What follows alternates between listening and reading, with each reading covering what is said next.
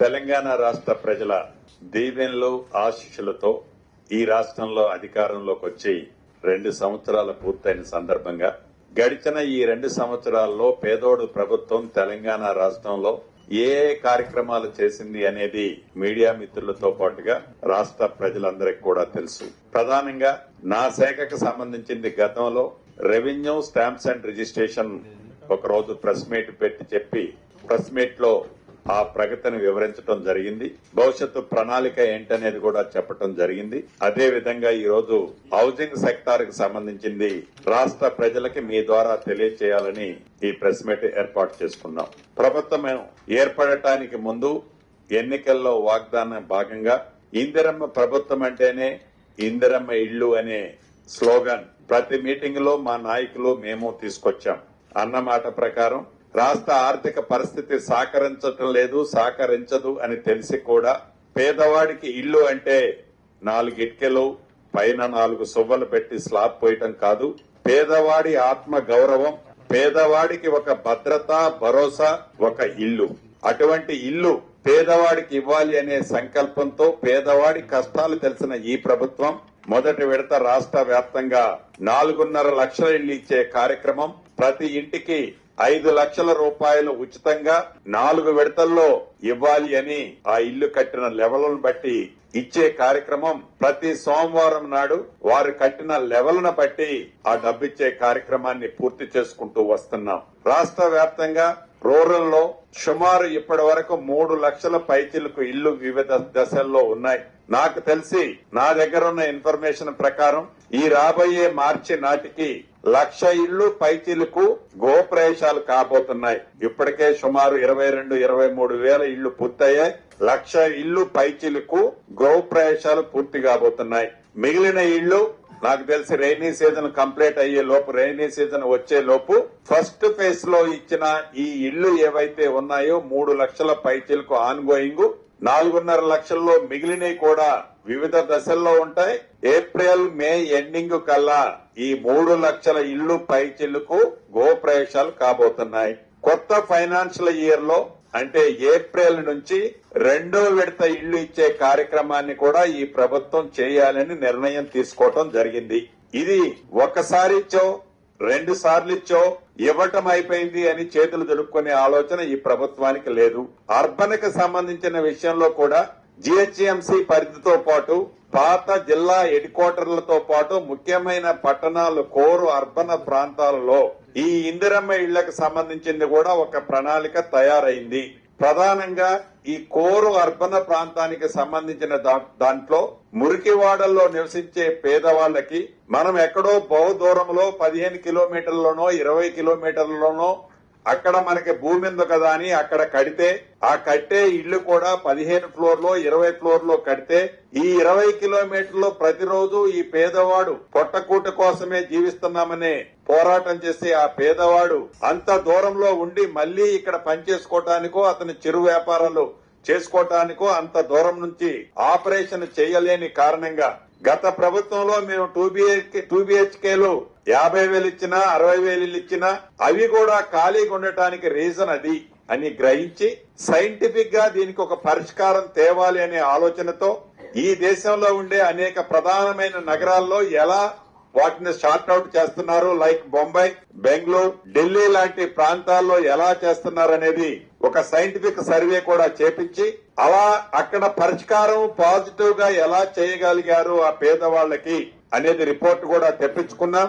దాని బేస్ తో ఈ మురికి వాడలున్న ప్రాంతంలో అక్కడ ప్రభుత్వ స్థలాలు కానీ ఆ పేదవాడికి ఉన్న చిన్న గుడిసె ఉన్న ప్రాంతంలో కానీ అదే ప్రాంతంలో ఐరేజ్ బిల్డింగ్లు 15 ఫ్లోర్లో 20 ఫ్లోర్లో కాకుండా గ్రౌండ్ +3/4 మాక్సిమం ఫ్లోర్ 4 లోపే కట్టి ఆ పేదవాడు పొద్దున్నే లెగడంతోనే తన చిరు వ్యాపారం కానీ ఏదైనా చిన్న కంపెనీలోనో ఆ ప్రాంతంలో తన జీవనోపాధికి చేసుకునే వసతులు కల్పించే ప్రాంతంలోనే ఇళ్లు ఇవ్వాలనే ఆలోచనతో ఈ ప్రభుత్వం అటువంటి ప్రణాళికతో రాబోయే రోజుల్లో ఒక క్లారిటీ ఇవ్వనుంది. రూరల్ ప్రాంతంలో ఏవైతే ఈనాడు ఇళ్లు కడుతున్నామో అర్బన్ ప్రాంతానికి సంబంధించిన ప్రణాళికని అతి కొద్ది రోజుల్లో ఈ ప్రభుత్వం ప్రకటిస్తుంది. రూరల్ లో కానీ అర్బన్ లో కానీ సొంత స్థలం ఉండి ఏ నియమ నిబంధనలు అయితే మేము ఇచ్చామో మినిమం 400 SFT, మాక్సిమం 600 SFT అనే కట్టాల్సి వచ్చినప్పుడు 30 గజాలు 32 గజాలు ఎవరికైనా ఉంటే ఆ ప్రాంతంలో 400 SFT కట్టలేడు కాబట్టి గ్రౌండ్ ప్లస్ ఫస్ట్ ఫ్లోర్ కట్టుకునే వసతుల్ని ఆల్రెడీ మేము కల్పించాము సొంత స్థలం ఉన్న వారికి. ఇలా హౌసింగ్ సెక్టార్ ఇందిరమ్మ ఇళ్లకు సంబంధించిన దాంట్లో రూరల్తో పాటు ఈ ప్రభుత్వం అర్బన్ లో నివసించే వాళ్ళకి అన్ని వసతులతో కూడుకున్న ఇందిరమ్మ ఇళ్లు ఇయ్యాలన్నదే ఈ ప్రభుత్వం యొక్క ఆలోచన. ఆ దిశలో రాబోయే రోజుల్లో అర్బన్ కి సంబంధించిన ప్రణాళికను ప్రకటించడంతో పాటు కార్యరూపాన్ని కూడా దాల్చే కార్యక్రమం ఈ ప్రభుత్వం చేపడుతుంది.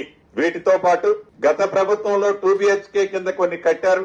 ఆ 2 BHK కింద కట్టి మౌలిక వసతులు లేక కొన్ని కొల్లూరు పరిసర ఎగ్జాంపుల్ చెప్తున్నాను. కొల్లూరు పరిసర ప్రాంతాల లాంటి ప్రాంతాల్లో కొన్ని కట్టి కొన్ని మౌలిక వసతులు లేని కారణంగా కొన్ని ఇందాక నేను చెప్పినట్లు కోర్ హైదరాబాద్ ఈ మురికి కుంపలో నివసించే పేదవాళ్లకి అక్కడ ఇచ్చామని చెప్తే ఆ పేదవాళ్లు ఈ మురికి కుంపలో ఉండటానికి ఇష్టపడుతున్నాడు గాని అడిగి పోవడానికి ఇష్టపడిన ఇళ్లు అసంపూర్తిగా పూర్తయిన ఇళ్లు వాటన్నిటిని కూడా సుమారు 700 కోట్ల పైగా ఇప్పటికే వెచ్చించి ఏవైతే ఎలకేషన్ కానీ ఏవైతే ఎలకేషన్ అయి పొజిషన్ తీసుకుని వాటిని కూడా ఎలకేషన్ అయి ఉన్న అటువంటి వాటిని మళ్లీ రీ అలాట్ చేసి ఆ పరిసర ప్రాంతాల్లో ఉండే వాళ్ళకి ఆ ఇన్ఫ్రాస్ట్రక్చర్ డ్యామేజ్ కాకుండా ఉండే విధంగా ఇళ్లు వాళ్లకే ఎలకేషన్ చేసే కార్యక్రమం ఇప్పటికే చేపట్టాం. ఆ ప్రాంతంలో ఉన్న వాళ్ళకి వాటిని అలాట్ చేస్తున్నాం. రిమైనింగ్ బ్యాలెన్స్ స్ట్రక్చర్స్ ని కూడా తప్పకుండా రాష్ట్రంలో మిగతా అర్బన్ ఏరియాలో ఉండే ఆ 2 BHKలను కూడా పూర్తి చేస్తామని మీ ద్వారా రాష్ట్ర ప్రజానీకానికి తెలియజేస్తున్నాం. వీటితో పాటు పూర్ పీపుల్ కి చాలా క్లారిటీ ఈ ప్రభుత్వానికి ఉంది. మిడ్ క్లాస్ ప్రజలకి చాలా కోర్ అర్బన్ ఏరియాలో ఇబ్బంది పడుతున్నారు. దానికి కూడా ఎఫర్టబుల్ హౌసింగ్ స్కీముని గతంలో కాంగ్రెస్ ప్రభుత్వం అధికారంలో ఉన్నప్పుడు ఈ GHMC పరిధిలో లైక్ రాజీవ్ సగ్రహ తర్వాత మనం కుక్కటపల్లి ఏరియాలో ఉండే హౌసింగ్ బోర్డు కానీ ఇటువంటి ఎఫర్టబుల్ హౌసింగ్ స్కీమ్ ను కూడా ఈ ప్రభుత్వం మళ్లీ తీసుకురానుంది. ప్రధానంగా ORR కి 360 డిగ్రీస్ లో ఉన్న ORR కి ఆనుకొని ఉన్న అనేక ప్రభుత్వ స్థలాలు కానీ ప్రైవేట్ స్థలాలు పూలింగ్ స్కీమ్ ద్వారా తీసుకొని అక్కడ ఎఫర్టబుల్ హౌసెస్ స్కీమ్ ను కూడా రాబోయే 2-3 నెలలలోపు ఆ స్కీమ్ ను కూడా ఈ ప్రభుత్వం ప్రకటించనుంది. No loss no profit scheme లో మధ్య తరగతి కుటుంబాలకి ఇబ్బంది లేకుండా ఉండే విధంగా ఈ ఎఫర్టబుల్ స్కీమ్ ని ఈ రాబోయే రోజుల్లో తీసుకొచ్చే కార్యక్రమాన్ని ఎలా తీసుకొస్తున్నామన్నది కూడా ఈ గ్లోబల్ సమ్మిట్ లో ప్రజెంటేషన్ మిగతా ఈ దేశంలోని మిగతా రాష్ట్రాల్లో హెడ్ క్వార్టర్ లో జరుగుతున్న స్కీములను కూడా స్టడీ చేసి ఆల్రెడీ ఫీజిబిలిటీ రిపోర్ట్ తెచ్చాం. దాన్ని ఇక్కడ ఇంప్లిమెంటేషన్ చేసే కార్యక్రమాన్ని చేపడుతున్నాం. వీటితో పాటు ఆనాడు హౌసింగ్ బోర్డుకు సంబంధించిన అనేక ప్రాంతాల్లో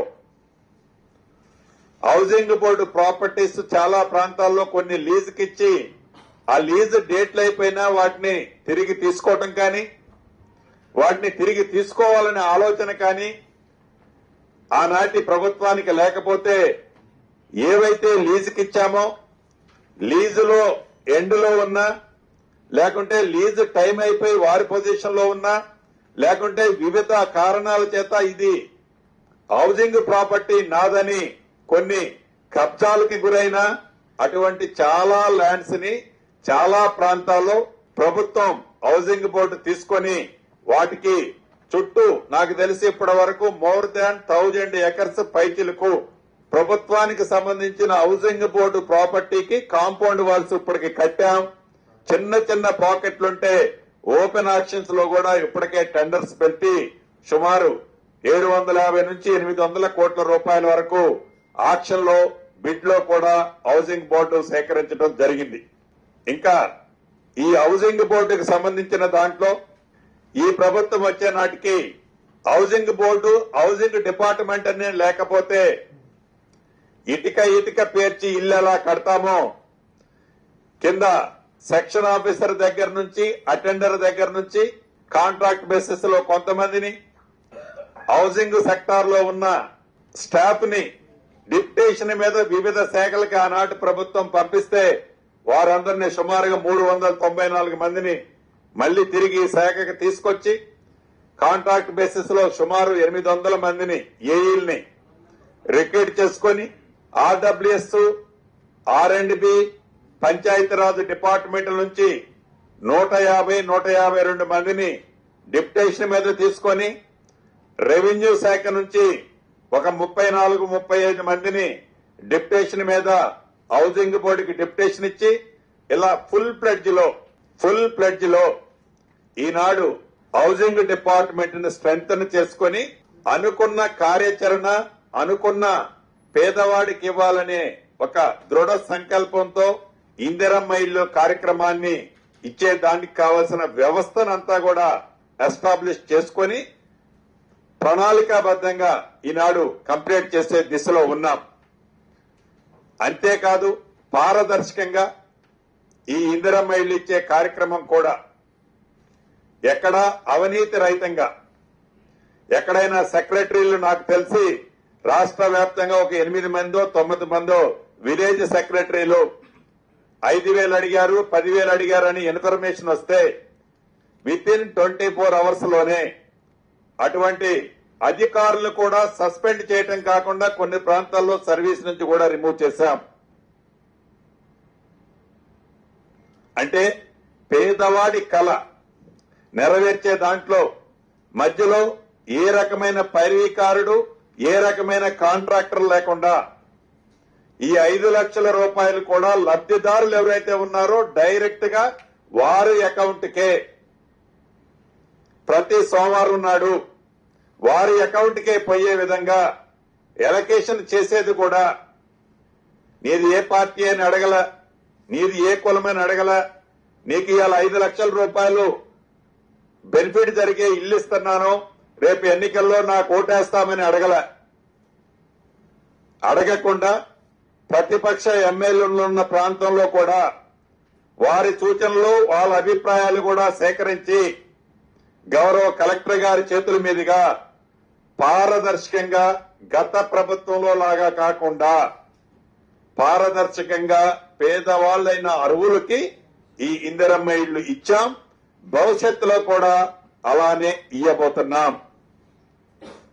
రాష్ట్ర వ్యాప్తంగా 1-2 సమస్యలు ఉన్నాయి. ఇంకా ఇందుట్లో ఆనాడు కాంగ్రెస్ ప్రభుత్వం ఉన్నప్పుడు ఇందిరమ్మ ఇళ్లు కొన్ని ప్రాంతాల్లో కట్టారు. ఆనాడు 5,000 10,000 తీసుకొని ఫౌండేషన్ లెవెల్, కిటికీ లెవెల్ కో కట్టి తర్వాత ఆర్థిక పరిస్థితి సహకరించిన కారణంగా అది అసంపూర్తిగా మిగిలిపోయాయి. అదే రకంగా గత ప్రభుత్వంలో గృహజ్యోతి కార్యక్రమం ద్వారా కొంతమందికి తెల్ల కాగితాన్ని నల్ల కాగితం కింద మార్చి ఆర్డర్లు ఇచ్చారు ఎన్నికల ముందు. వాళ్ళు కూడా ఫౌండేషన్ లెవెల్ కట్టి ఆగిపోయి ఉన్నారు.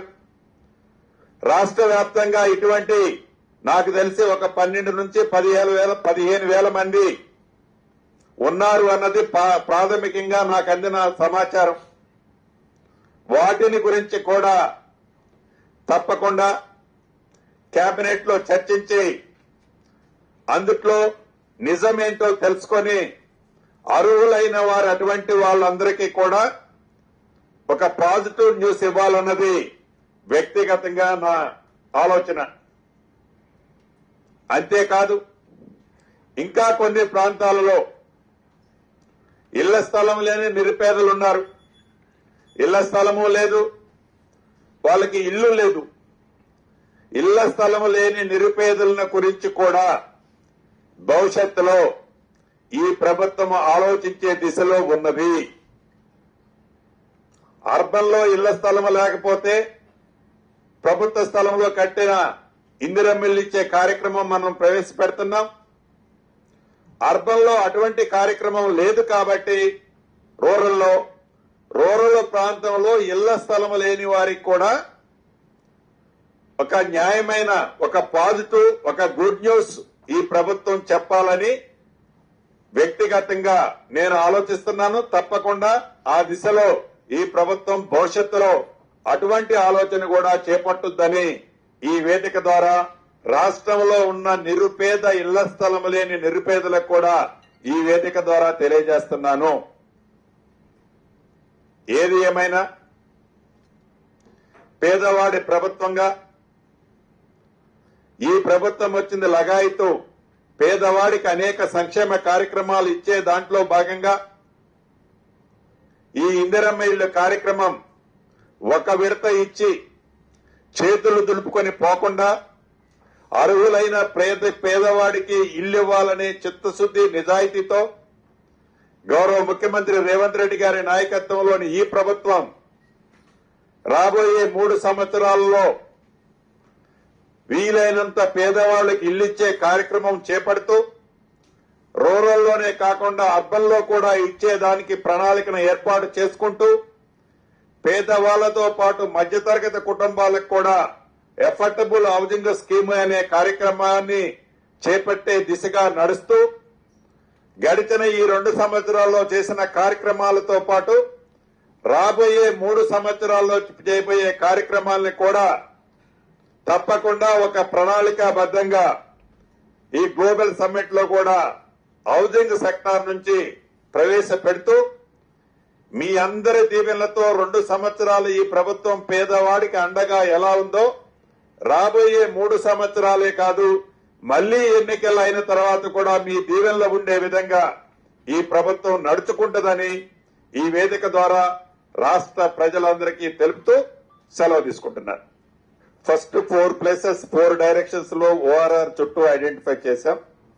మినిమం 8,000 to 10,000 ఒక్కొక్క పాయింట్ లో ప్లానింగ్ చేస్తున్నాం. హౌజెస్ అది ప్రిపరేషన్ స్టేజ్ లో ఉంది. అఫోర్డబుల్ అంటే అఫోర్డబుల్ గానే ఉంటది. No profit, government no loss, no profit. దీంతో పాటు ఇంకొకటి కూడా మిస్ అయ్యాను. గతంలో హౌసింగ్ డిపార్ట్మెంట్ లో ఫర్ ఎగ్జాంపుల్ కుక్కటపల్లిలో గ్రౌండ్ ప్లస్ 2 floors 3 floors కట్టి ప్రైమ్ ఏరియాలో కొన్ని హౌసింగ్ అఫోర్డబుల్ హౌసింగ్ స్కీమ్స్ కింద కొన్ని అలొకేషన్ ఇచ్చారు.